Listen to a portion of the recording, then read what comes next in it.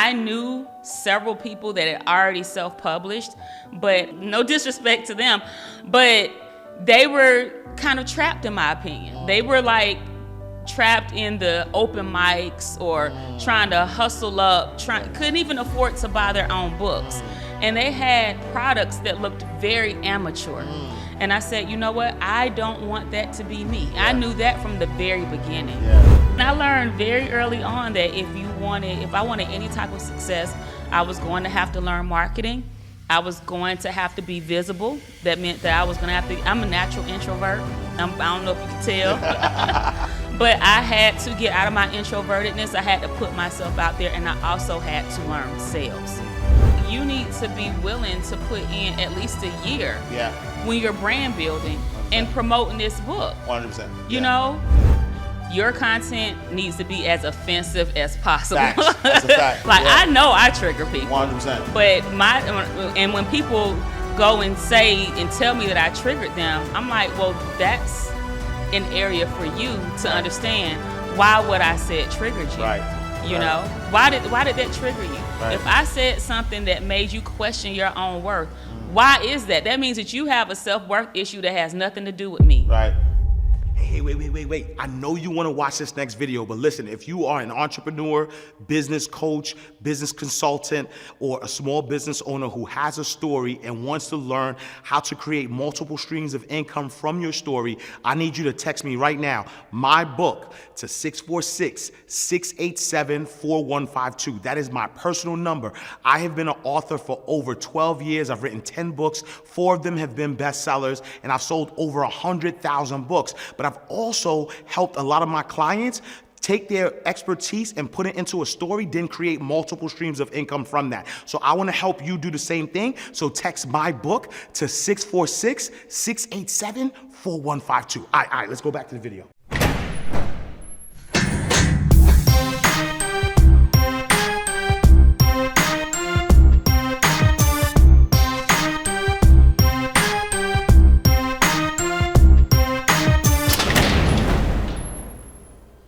All right, so welcome to another awesome episode of Inside the Vault with Ash Cash, the greatest money mindset show on the planet.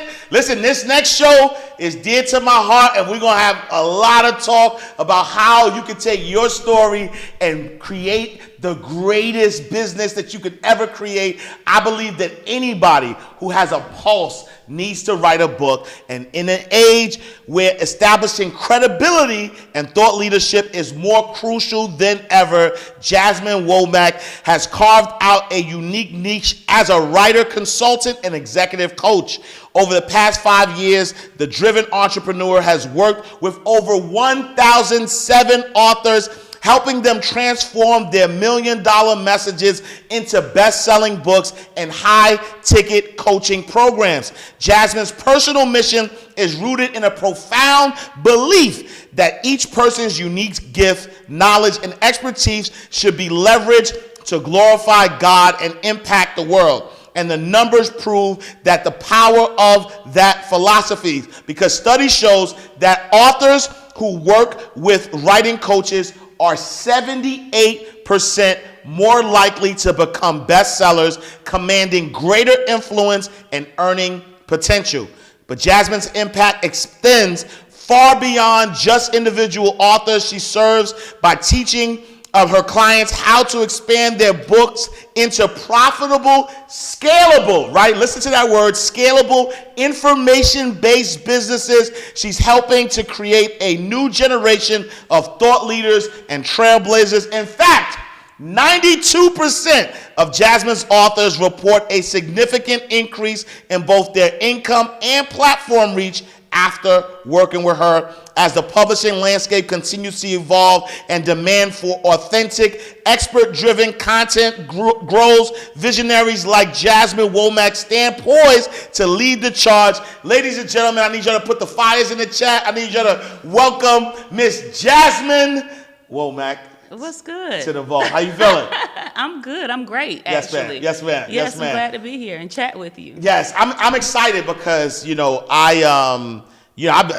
been like that. I eat, breathe, sleep books. I've been an author since 2009. The impact that books have had in my life. Books have impacted my life more than anything else, besides God, of course. Absolutely. But books have impacted my life very much so. So I'm excited about this conversation. But before we get started, for our insiders, in your words, who is Jasmine Womack? I'm the one that you want to come to when you want to change your life and your business. There we go. That's it. That's it, period. Hard stop. Not even period. Exclamation point. Exclamation point. I'm a wife. I'm a mother. And I take what I do very seriously. Yes, ma'am. I'm very serious about client results. Yeah. And I love helping my clients to change their lives. Yeah, yeah. How did you get into the publishing game? Tell us that story. Well, I actually was a language arts teacher for 12 years. So I didn't just up and say, hey, I want to do this. Yeah. I actually have a trained background. Yeah. And when I was a language arts teacher, I taught middle school, all levels throughout the years. And I was the school writing coach. I held different various levels of leadership within the school, team lead, department chair, department co-chair, so on and so forth. So where a lot of other teachers hated teaching writing, that was actually my favorite unit to teach. And we also, used to create cross-curriculum and other things where I would show other subjects how to incorporate writing into their subject. And so it's so funny because I still do the same thing now, just in a different way. Yeah. But I got into publishing because around my 10th or 11th year of teaching, I published my first book. And at the time, I was also in school working on my specialist degree, which in the world of education is after the master's, but before the doctorate. And I realized I didn't want to go into administration. At the time, my husband traveled for work. I had small children. We had a blended family. And I'm like, you know what? Working summers and doing all the extra after work, staying late. I wasn't in a position where I wanted to do that. So I made it happen with my book, and it took off. Wow.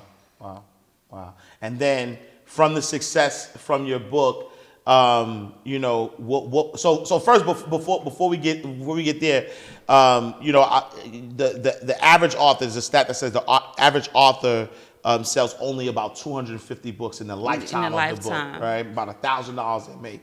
At what point did you, or talk to us a little bit about some of the tactics you use to make your book a success, and kind of talk to us a little bit about that success.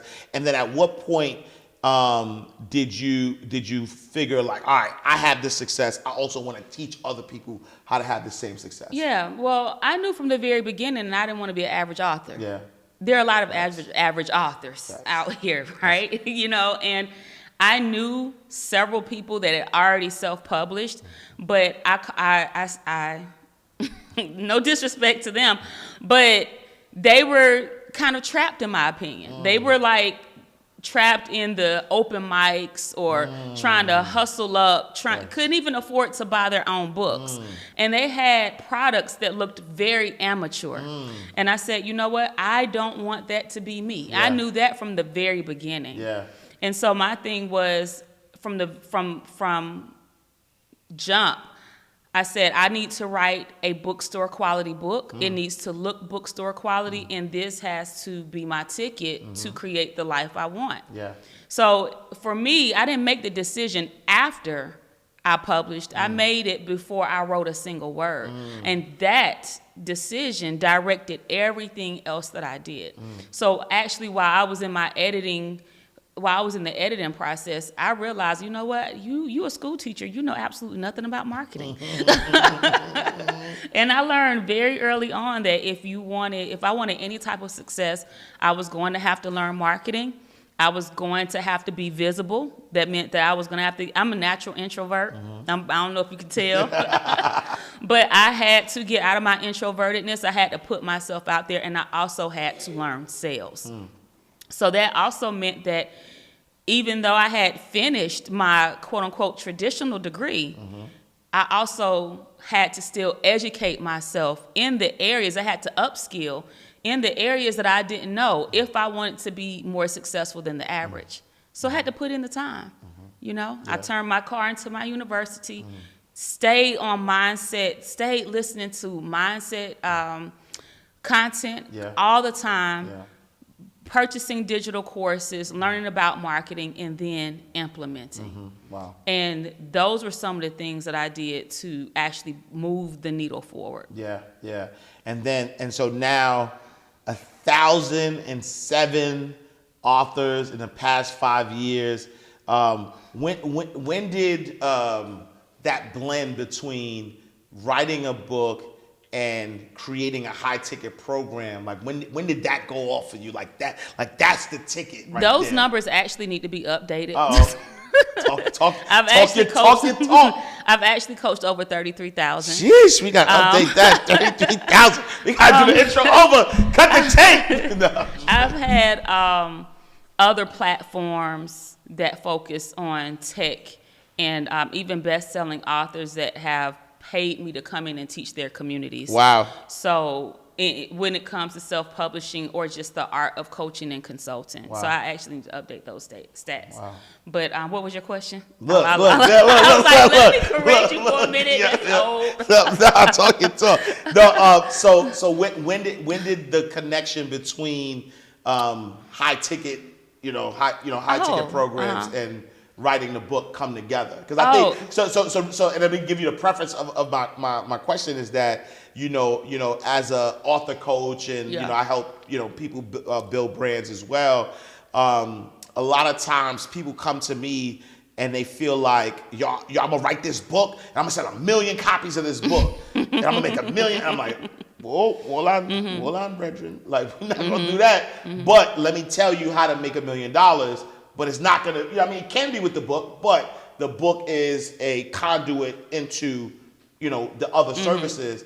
And so, like a lot of people have that mindset. Absolutely, yeah. And so when did it click that, all right, we need to get this high ticket game going? So for me, it was when I turned the content of my book into an online virtual class, and then from there I upsold a membership, and that was when I first started getting my taste of recurring revenue. And I simply took the information that was in my book and packaged it in a different way. And from there, other people started asking me, "Can you help me?" So at that time, I started an agency. I don't have it anymore, but in which we were publishing books. And from there, other coaches began to commission me to come into their communities for a period of time and teach their clients, how can I turn my speech into a book? How can I, build my brand with the book? And so for me, that was how it started. But I started off, with the exception of my agency, I started off low ticket. And I didn't like the experience. After a while, I love the work that I did, but I'm going to be honest with y'all. Like, I'm real no nonsense. And so I'm real, just be honest. I don't like adults who play games. And so I was dealing with a lot of adults who were playing games. And I didn't like it. Like, you talking about a $25, $30 membership and you ghosting over, like, or charge, like, you spend that on Chick-fil-A. Are you serious? Exactly. So I was like, you know what? I'm not. But when it came to my agency or when it came to other higher ticketed things, I realized that the quality of clients that I was attracting was a lot better. But not only that, the clients that I was working with were going on to do exceptionally well. And I'm like, okay, you all are selling bulk orders of your book. You're getting speaking. You're doing all these things. I need to increase the rates on this. And also, when I began to change my demographic. And when I started, I was working with everybody. But then I got really specific on the type of people I wanted to work with and how I wanted them to create books that impacted in certain ways. So when I really niched down, it was really a higher echelon client that wouldn't even work with you if you weren't charging a certain level. Exactly. And so that's when I stepped into the high ticket. And so as I began to work with more executives, leaders, consultants, successful speakers, or entrepreneurs, business owners who already have some level of credibility, they want the works, they want high quality, and they expect it to have, you know, a certain level of investment. Yeah, yeah. And I love that you said that, because I feel like charging, and this is a message for anybody watching who has a business, charging too low for your services is doing yourself a disservice and the client a disservice, right? Because, you know, I've had the same experience. A lot of, you know, coaches I know have had this experience where you charge these low entry fees, if you will, and all you're going to attract is low entry people, right?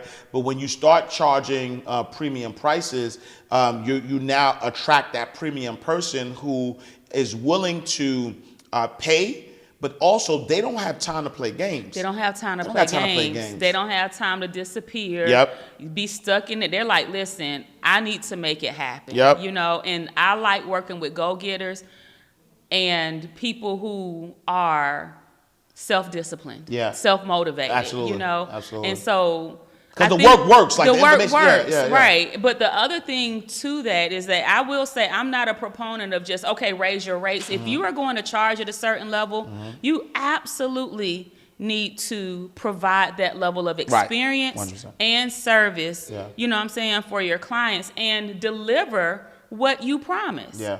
100%. Instead of just charging, and then when people come in, it's not what you said it is. You gotta do business in integrity. Well, I agree 100%. I agree 100%. And so study shows that authors who work with a writing coach are 78% more likely to become bestsellers. What do you think the key advantages are for you know, an author or someone who is aspiring to be an author to work with you or a writing coach? Number one, getting past the mindset blocks.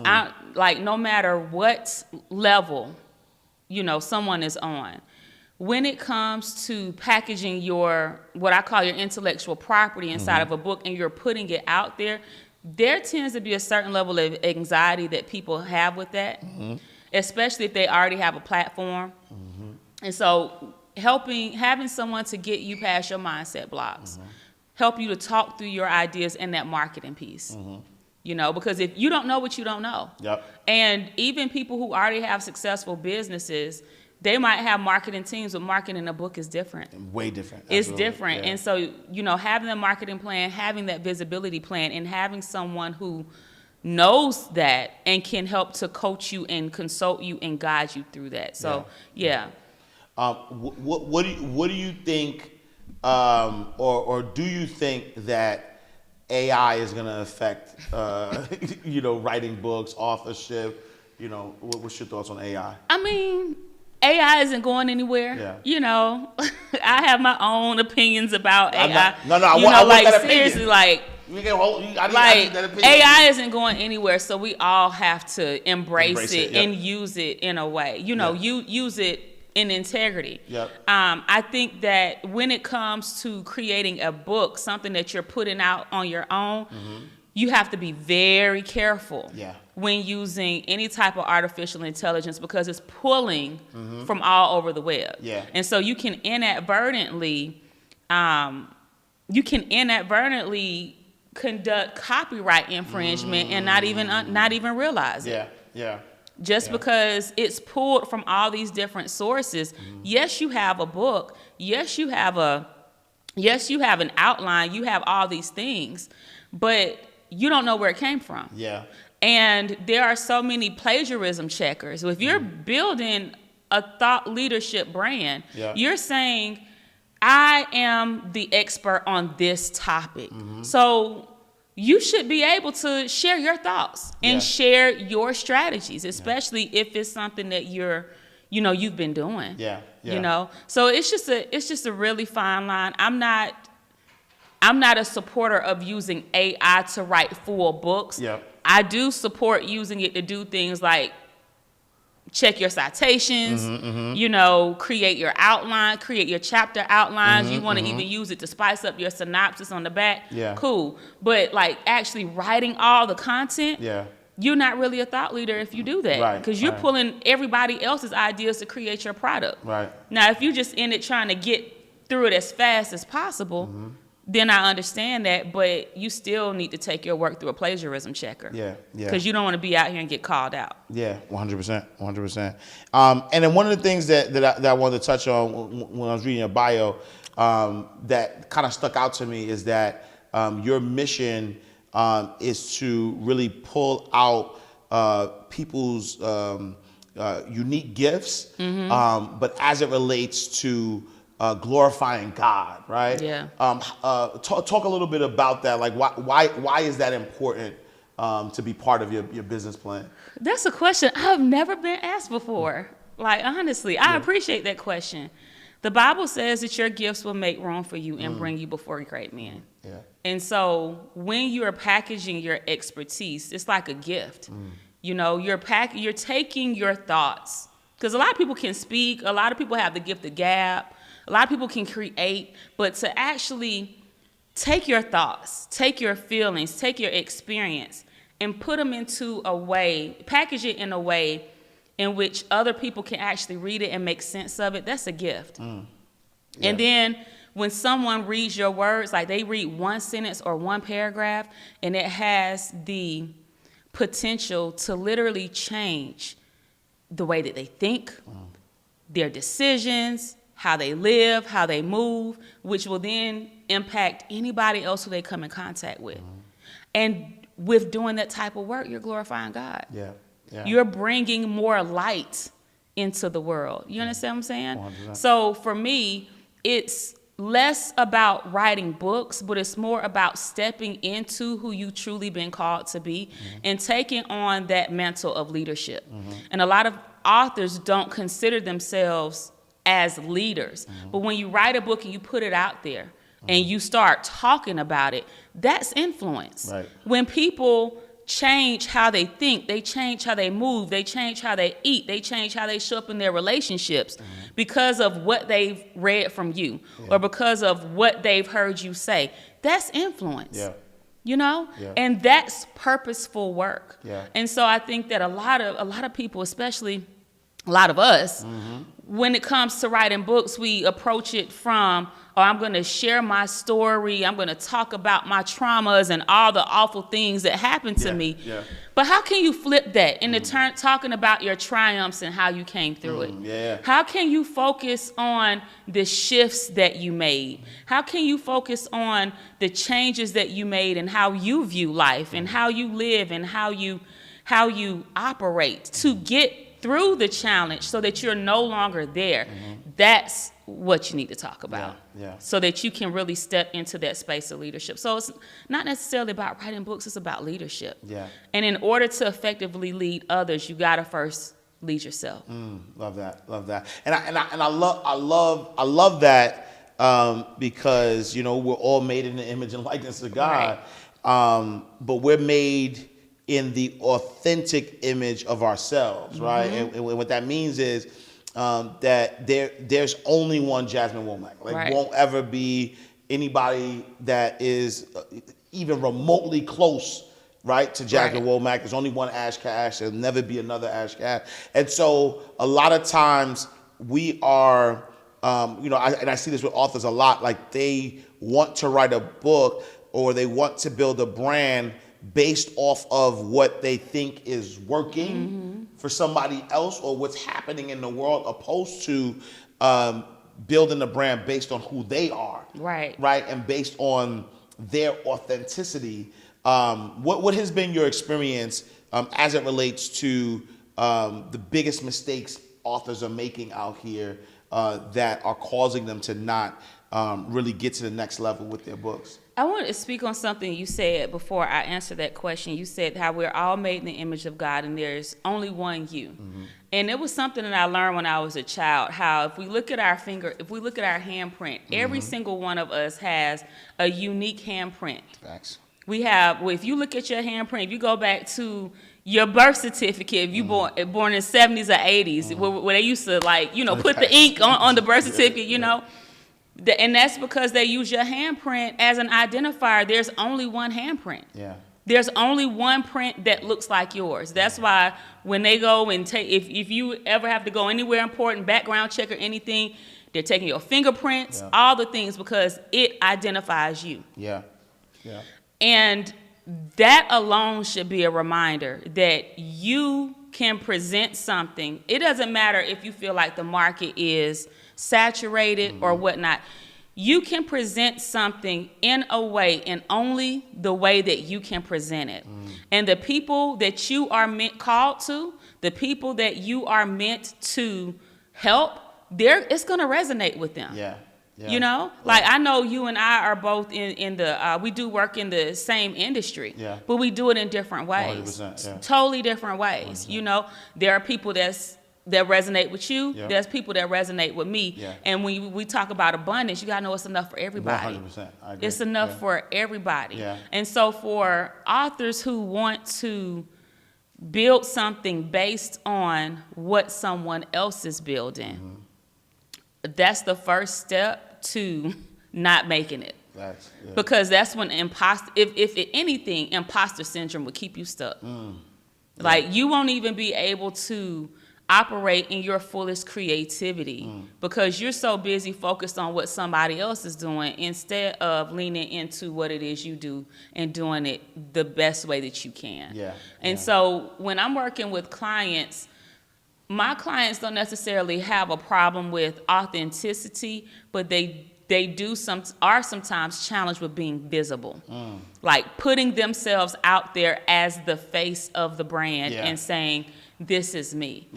You know. And so for any introverts, you know, out there, because I tend to attract a lot of people who are amazing at what they do, but they're used to paying. You know, they're leading, but they're leading at work, they're leading in other different ways.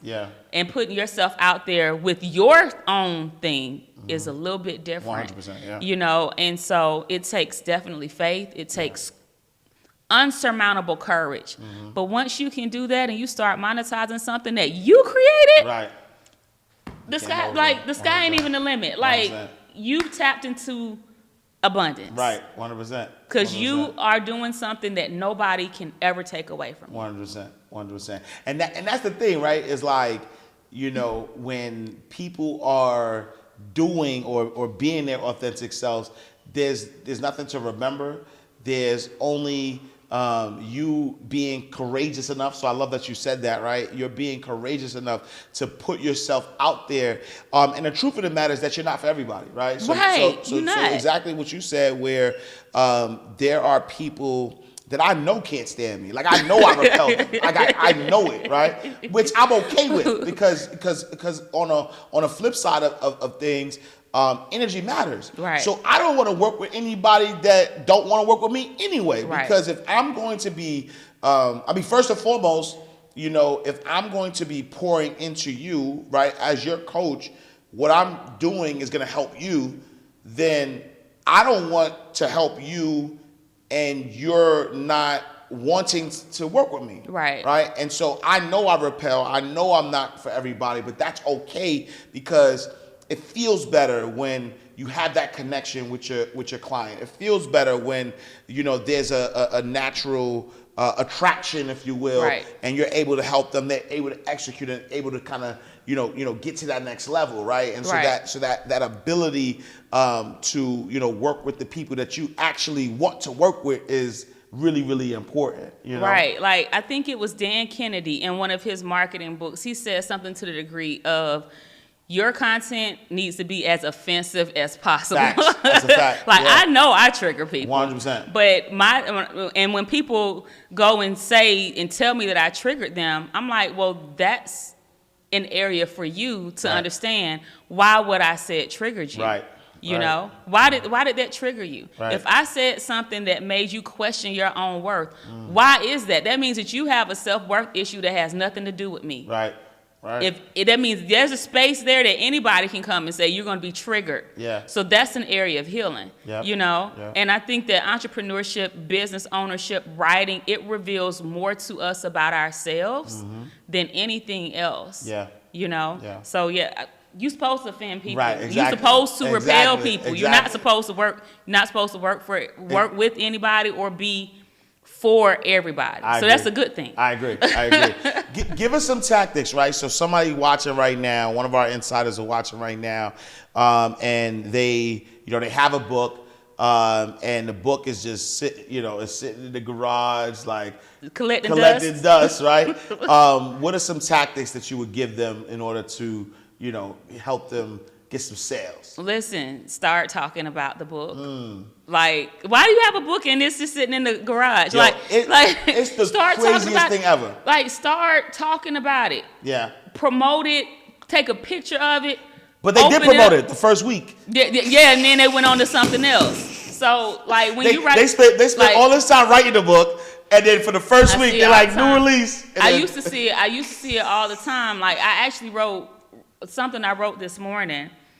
Spoke to that because I'm like, you need to be willing to put in at least a year when you're brand building 100%. And promoting this book. 100%. You know? Yeah. Like, not only is it a landmine for content, but your family and friends are going to purchase the first week. Right. After the first 30 days, that's when the work starts. Big facts. Yeah. So you need to have a plan. Yeah. So even if you wrote a book last year, 2018, it's collecting dust. The best thing that you can do is start talking about it every day.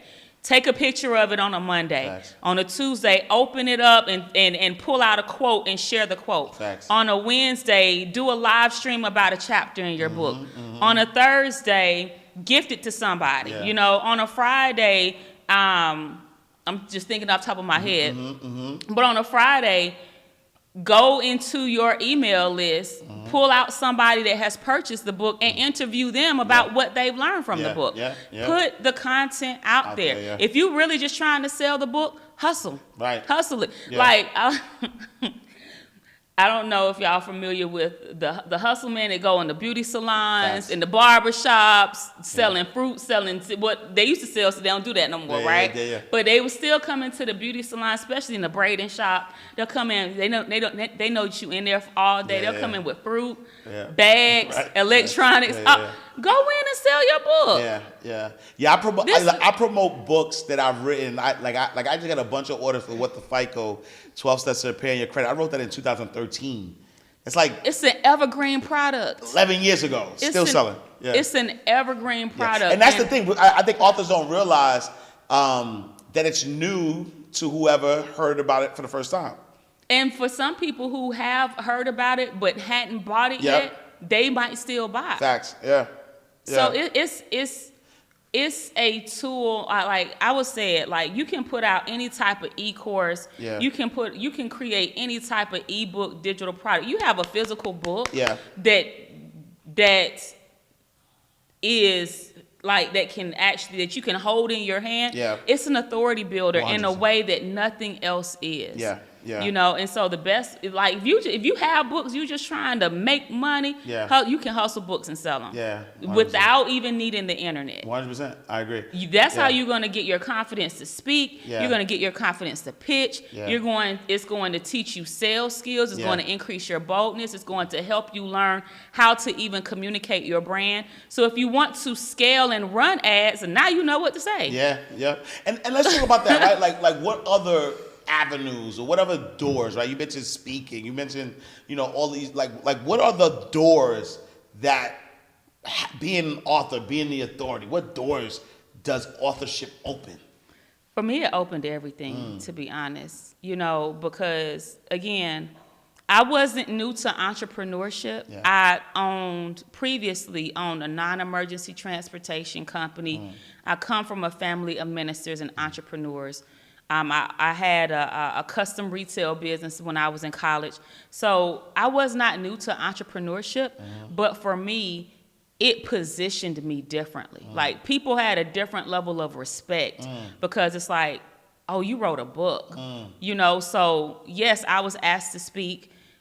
I took the book and then created virtual workshops. I took the book and then launched my service-based business, which I was able to charge high ticket for, and then which opened me up to working with others. So now we've turned that one book into masterminds, different consulting programs, of course now our corporate trainings, and an annual live event that we do. So at the time I was doing workshops, but now the workshops have turned into a large scale live event. Nice. So for me, it opened everything. Because it gave me a foundation of content. I didn't have to think about what to talk about. Yeah. Now I had something where, okay, I'm talking about this. I'm talking to these group of people to help them in these areas. And it took off from there. Yeah. No, I love that. I think that, I said earlier that anybody who has breath in their body should write a book. And I believe that because I think everybody is an expert at something, right? And that there's an audience for all people, especially business owners, especially somebody who has a business, because when you are the authority, in your space, it opens the door for more business, for a lot of things. I use this example a lot. People, Stephen Covey, who wrote the book 7 Habits of Highly Effective People, he passed away in 2012. But when he passed away, he had a net worth of $1.2 billion. And people think that his business was books. But the truth of the matter is he ran a training company, Franklin Covey. And to this day, I'm pretty sure a lot of y'all watching right now can attest to this, but to this day, a lot of corporations use Franklin Covey planners. They do corporate development. They do executive training, things of that nature. And the way he was able to build that business was through the book 7 Habits of Highly Effective People. Another example of that is Napoleon Hill. Napoleon Hill, wrote Think and Grow Rich 84 years ago, died in the 70s, but we're still saying his name. The Napoleon Hill Foundation. And the Napoleon Hill Foundation. I could go on. Gary Keller, right? Gary Keller, who wrote The One Thing. People like, how did he build this global real estate company? Yeah, he had sales reps, but when people started reading The One Thing and millions of people were introduced to this brand, Keller Williams, now everyone is going to Keller Williams for their real estate needs. So it opens the door for so everything. Much things. I tell folks, follow the path. Facts. Follow the path. Like, if you really want to do this, study the industry. Yeah. Like, even if you're, and I like the fact that you were bringing up, others that have done it. Like, I was looking at Tony Robbins, Brian Tracy. Yes. Every book that they have leads into a coaching program. Yes. And each one of them have events events or workshops that stem from those coaching programs. Yes. So I'm like, if we pay attention to the details, yeah, the blueprint is out there. Yeah. Implement it in your business. Yeah, 100%. And so right now, we're ganging up on the people, right? Who they're like, all right, we get it, we're gonna write the book, right? But as a fellow introvert, because I'm an introvert too. I would never believe it. No, I'm not an introvert. I think I started as an introvert, right? And I think I eventually. You have no choice but to change. Like, yeah. I'm not, like, now I'm not as introverted as I was, Yeah. but I still know how to retreat and 100%. go into that space. 100%. But no, I wouldn't call myself like a full introvert. Yeah. Now, you can't be. Right. Like, not if you want to, do well. Get to it, exactly. Right. And so to that person right now, though, that can identify, though, they identify with the, with being an introvert. They identify with, I don't know social media, or I don't, right? Like, what are some steps that they can use to start putting themselves out there to make sure that their books or they're building, that brand for themselves? Start small. Like, it was my CFO, Danielle. She said, the way that you eat an elephant is bit by bit, And so I apply that to a lot of things. And so it was several years ago, probably about 6 or 7 years ago, I was working with a coach. Shouts out to Kendall Ficklin, Coach K. And he was the one that kind of started helping me break out of that introvertedness. It was by doing small things. Like, every time you're in line, strike up a conversation with somebody. And I'm like, oh my gosh, I don't want to talk to nobody I don't know. Right. What am I going to say? Right. What are they going to think? You guys still have all these. But it worked.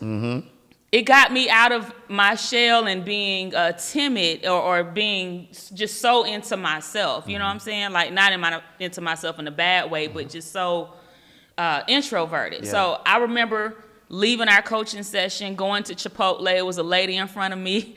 I just struck up a conversation. Oh, I really like your earrings, you know, and then it strikes. Then I got them from here, there, such and such. And it's really learning the art of small talk, yes. right?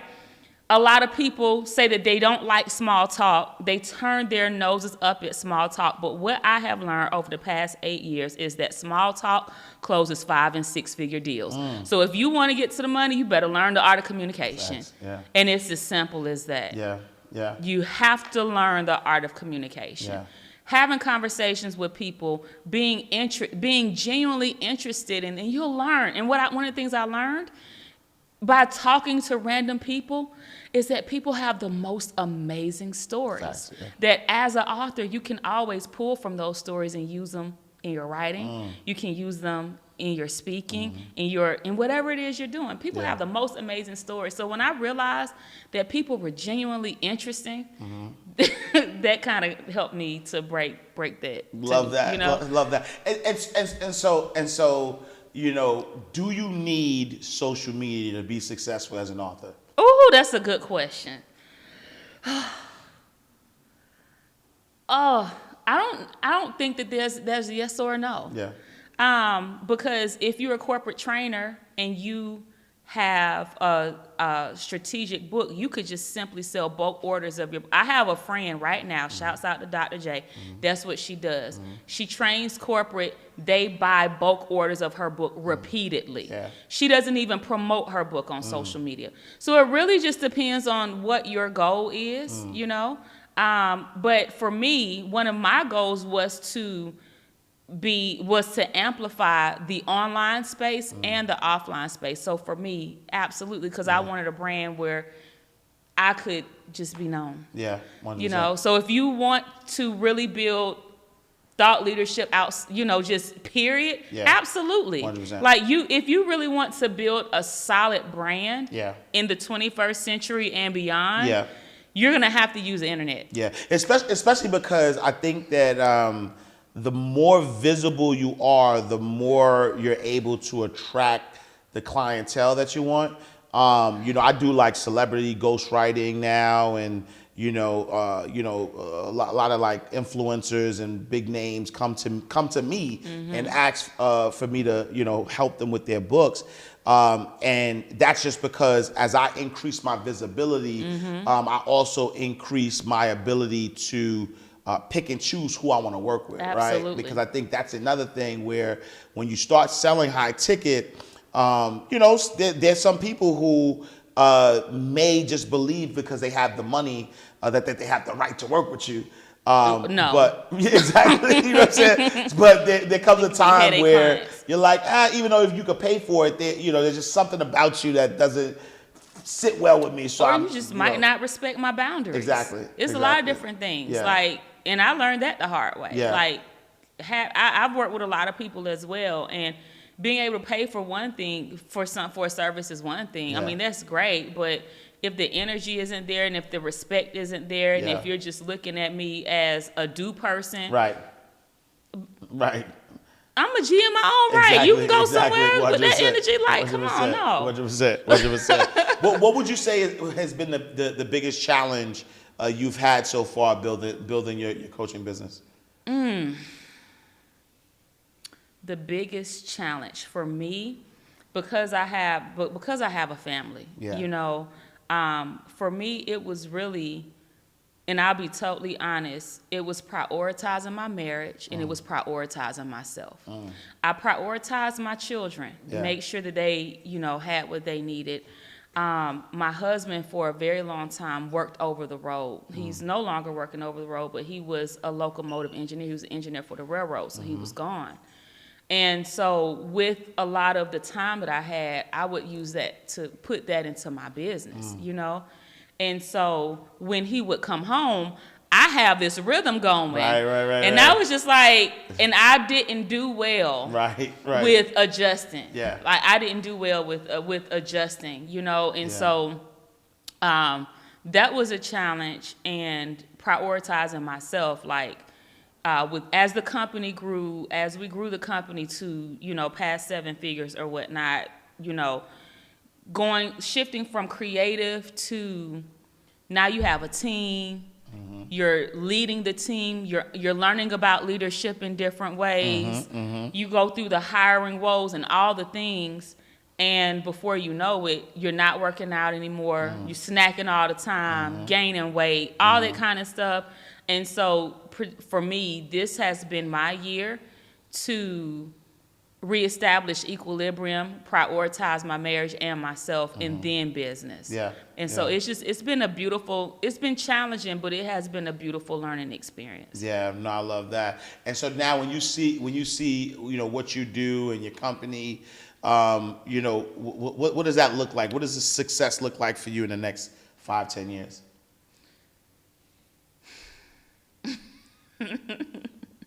I have different levels of success. So success means that, for me, means that I'm able to look in the mirror and I'm proud of myself. And I know that with everything that I do, I'm pleasing and honoring to God. Success for me means that I'm keeping my family intact. I think that, especially with all the glitz and glam, it can be easy to say, I don't need this, I don't need that, divorce. No, I'm doing what I got to do to keep my man, keep my husband, keep my family intact. Love you, boo. Yes. Because I know he's going to watch this. But I want to keep my family together. Yes. So for me, that means that not only are we building a legacy of financial wealth, but we're showing our children how to overcome challenges. We're showing our children how to work together. We're showing our children how to communicate, and we're showing our children that, you can have a successful family and accomplish your goals as well. Yeah. That's success to me. My family happy, together, healthy, and then we can do whatever we want to do when we want to. Yes, yes, that and my clients are winning. Right. That's success. And how do you balance that though? Like, how do you, what tip would you give to somebody right now who's looking for that, right? Because I think that that's the common thing. It's like, all right, I gotta hustle hard, but I do have this family, and it's always like this tug and pull. What advice do you have? Everybody needs to be on board. Yeah. Like there has to be a conversation. And to be honest with you, if everybody isn't on board, you have to grind it out. But that doesn't mean that you sacrifice what matters most. Yeah. Right? Yeah. And that was one of the mistakes I made early on, like just being very honest. But it might look like you getting your behind up at 3 o'clock in the morning to work on your business. Yeah. It might look like for a season, you might be getting a little less sleep. Yeah. Like I'm working on my doctorate now, but I got up, and I'm saying that because this is what I have to do. I got up at 3 o'clock in the morning. I knew I was coming here. Yep. I got up, I did my devotionals, read my Bible, knocked out some things I need to do for my team. Yeah. And then I worked out. Yeah. By 7, 8 o'clock, we were ready. Yep. You follow me? So it might look like for a season. Yeah. You are getting up a little bit early. Yeah. You're going to bed a little bit later, but you got to understand it's for a season. Yeah. Does it mean, and it also means that the family's going to have to understand that for a season, you're working on something that's going to benefit the family. Right. So it might not be every night is going to be a late night, but you might choose your late nights. Right. Like for me, especially when I was building while I was working my business, I sound real country when I just said that. Like all my Georgians came, but when I was building, while I was working my business, I took advantage of time off, breaks. I took advantage of the weekends. So Saturdays and Sundays, those were my days where I was up early, and I would have and late, and I would have like one day during the week that I put in late time just to work on my business. You know, so I don't necessarily think balance is realistic. I think that prioritization is what you have to do, and there's going to be a season of sacrifice. Like there's sweat equity that goes into it. And it's fun, and I love that you said that though, because I think that that's one of the biggest fallacies out there is like that word balance, like work-life balance. I'm like, nah, it doesn't exist. But again, I love the way you prioritize that, or not prioritize, but how you said, right? Like it's really about prioritizing. Making a decision on what are you going to prioritize, and then based on that work around what the priorities are. And then it's Tim Grover in his book Relentless. Yep. That was one of my favorite mindset books, and he talked about like nobody can do it all. Yeah. Like you're going to give in some areas of life, and it's going to look different depending on what season you're in. 100%. You know? Yeah. And so it also requires you to understand your own personal capacity. How much can you put in? Yeah. How much can you handle? Maybe the business that you want to build right now. Yeah. Maybe it's going to look different. Like Yeah. for me, I had small children and my husband was gone. Yeah. He was traveling for work. Yeah. I had a 1-year-old, I had a 4-year-old, and I had my bonus daughter who at the time was 15 years old. I had to take them to 3 different locations every day, pick up from 3 different locations every day on my way to and from work. So for me, traveling and speaking on stage wasn't that I didn't have the capacity for that. Right. I couldn't do it. Yeah. Which was also one of the reasons why I stepped away from school leadership at that time, because I was staying after trying to go to these meetings, had to pick the baby up from this side of town, drive out. It wasn't working. And if I couldn't put my all into it, I wasn't going to do it. Yeah. But what I was able to leverage was the internet, because I can speak from my home and I can create my own stage. And so as I grew the business, I didn't spend the money. I put it back into the business to grow it. Right. And so when you are building, again, it's not about balance. It's understanding your capacity, setting your own limits, and just using wisdom. Yeah. Yeah. No, I love that. So right now, Jasmine Womack, executive coach, 7-figure, business owner. If you could go back to your 18-year-old self and give young Jasmine some advice, what would you be telling her? Leave these ninjas alone. Straight up. Yeah. Distraction. Yeah. Stay focused. Yeah. It's not even that. I wouldn't even say leave them alone. It's choose wisely. Okay. Choose wisely. Yeah. Because when I was in college, I made some unwise decisions in regards to who I was connected with, but it not just necessarily in college, but specifically after college. Yeah. And it was a detour, And so if I could go back to 18-year-old Jasmine, set your boundaries, know your non-negotiables, set your goals, and stick to them. And believe when somebody shows you who they are. Don't make excuses. Yeah. Don't make excuses. Believe them the first time and have no problem cutting them off and going on about your way. Yeah, love that. That's what I would say. Love that. All right, y'all. Jasmine Womack is in the building. If somebody wanted to connect with you, work with you, where can they find you? Yeah, you can text me, #author to 404-341-4340. Once I see it come in, we'll send you a special gift. And you can connect with me at the Jasmine Womack on Instagram, Facebook, LinkedIn, YouTube, across all social media platforms. All right, y'all. We are closing out the vault. If you haven't learned anything, you got to reach out. Make sure you write that book. But listen, remember the statistic, though, right?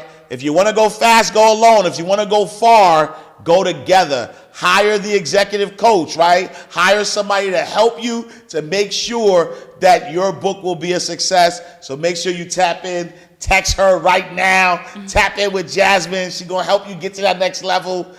All right, y'all. But we're closing out the vault. Another awesome episode of Inside the Vault with Ash Cash, the greatest money mindset show on the planet. Make sure you go to InsideTheVaultShow.com. abundance.com. Follow us on all social media platforms at Inside the Vault. Me, I am Ash Cash. Make sure you visit me, IamAshCash.com. Follow me on all social media platforms at I am Ash Cash.